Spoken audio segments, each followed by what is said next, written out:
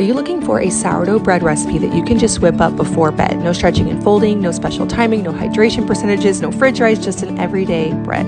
I threw this dough in my mixer before bed, added it to a basket, allowed it to rise again for about an hour, and then baked it in my cast iron Dutch oven. I'm also including a shot here at the end of some dough that sat in the refrigerator for an extra day, so that's an option too. You don't have to bake them both at one time.